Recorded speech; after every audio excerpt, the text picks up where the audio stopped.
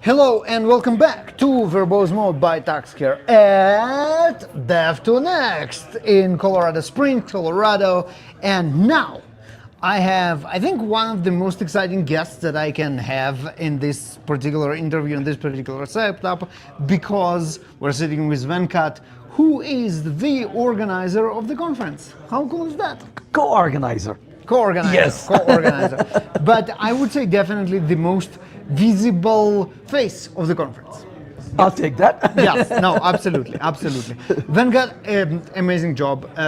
It's the second year that this conference is running, and it's been a blast last year. It is a blast this year, and it's really amazing how just someone in the community stands up and say, you know what, I want to organize an outstanding conference, and boom, we have it. How do we make it happen? Well, first of all, thank you for being here. That means a lot. I really appreciate it. And that answers your question. How did it happen? Is because of us, the community. And that's what I'm absolutely grateful for, honestly, is when I said I want to create this event, the amount of support I got was absolutely mind-blowing. Every single person I knows, the first question they asked was, what can I do to help? And this was not words that didn't turn into action in every bit of the way. We have a program committee that received every single proposal, and you know the drill, and they reviewed every single one of them. They took the time to view the videos, review the content, and so the talks that were selected were among the best from all the submissions we had. And they didn't stop there. They then said, we're going to come over and help you. So we had volunteers, and that's one of the reasons why this is happening, not because of this little short guy sitting here. It's because of this big community that truly wants such events to happen.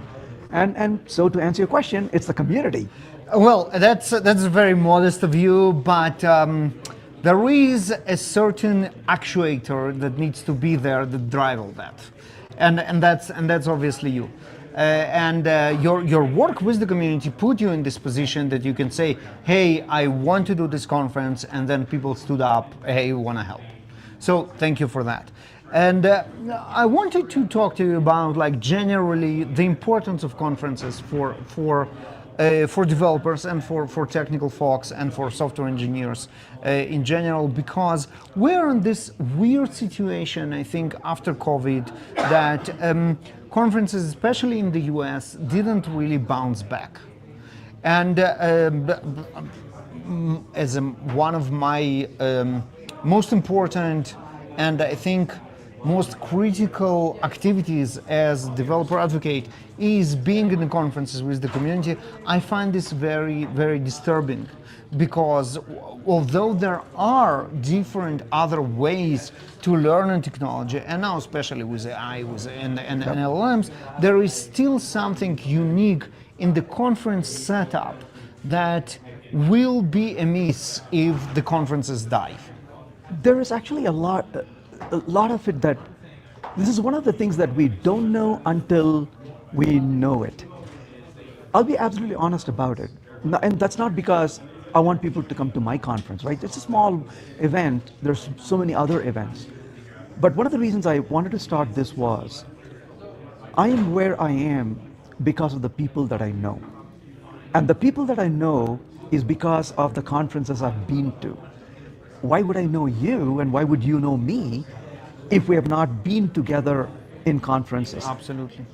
It's this hallway track. And Baruch, I'll tell you this was 22 years ago. I was speaking in a user group, and I had a chance to go to a conference. And I'm sitting in a conference, listening to a talk by a speaker on a completely different topic. But right in the middle of his talk, he says something, and when I heard him say that, it's a spark in my head. And at that moment, I am sitting next to the authors who have written books, and I've never written a book. And he's saying something that sparks a thought in my mind. This is what happened. I grabbed a piece of paper, I wrote on it the thought I had, and that became my first book. And I can tell you the defining moment. And that was the first book, and nearly 16 books later, I'm thankful for me being there that day. Not only that, when I've written books, when I have done client work, for me to just call people and say, I've got this question, I've got this problem with this API, I want you to tell me whether I'm choosing the right solutions. To be able to reach to experts who become your friends is absolutely incredible. And it's the same thing. I just now, before I sat down, I was talking to people who said, hey, I've emailed you these questions before and we communicated. Well, how do you know people? That interaction, right? To be sitting here face to face and having this conversation, which can be extended again. None of that is possible if I sit down and watch YouTube. So learning could be active and it could be passive. But to me, learning is not about acquiring knowledge. I want to channel in the words of Da Vinci. He said, mind is not a vessel that need to be filled like it's a pot with liquid, right? Water. He said, it's something that need to be lit on fire. That's what happens to me when I come to these events. My mind is getting lit on fire. So when I go back, I'm not sitting and watching TV in the flight. I am thinking of the next book, the next article, the next introductory material I can create. And I guess other people also have this activation boost from the conferences, and they might think about something else. They might think about the thing that they will do on Monday in their code. Yes. Or changes to architecture or a new library that they want to bring in. Absolutely. Or create a library and open source it. Maybe. The limits are endless. And here's the fundamental difference here is that when you be part of conference in any capacity, you don't go back as somebody. You go back as a leader. Because you're not going to go back and say, yeah, I went to the conference, end of story. You're like, I went to the conference and here are the things. But I have people who email me and say, we came to the talk and we implemented this new feature using this newer tool. Yep. And I was in a conference a few months ago, and literally a gentleman walked in and he had a person next to him, and he looks at me and says, oh, I want to introduce my boss to you.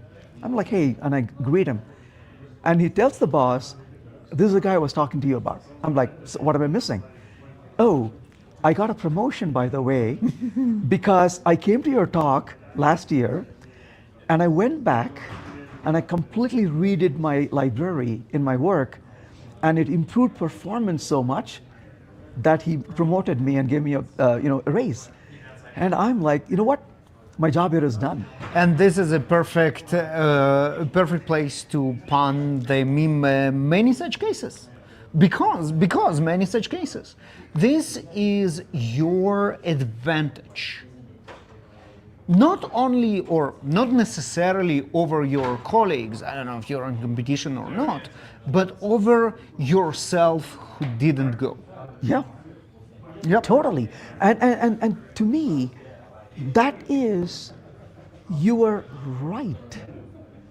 It's not a privilege to educate yourselves. It's not a privilege to learn. It's not a privilege to lead. It's your right. And this is what I keep telling people these days is, if I don't exercise my right, I am telling people that I want to step aside and let somebody else lead. You actively missing out. You're not just not doing something, you actually doing something that hurts you. Totally. Absolutely. And that's why I go to these events. That's why I that's why I go to user groups, right? Not just conferences. Absolutely. I speak in about 30 user groups a year. And I'll tell you, one of the biggest benefits is I could be literally in a random city and I notice somebody wearing a t-shirt that says a particular technology, and you walk up to them and you strike a conversation, and you spend the next 2 hours chatting on before the flight, and you made a friend Yep. in a random city around the world. Absolutely. When I go, I meet with people for dinner. These are people I never knew a year or two before, but now we are friends because we met in a conference, or we saw a t-shirt that shows a particular conference or event that we have been to, or a technology that we share.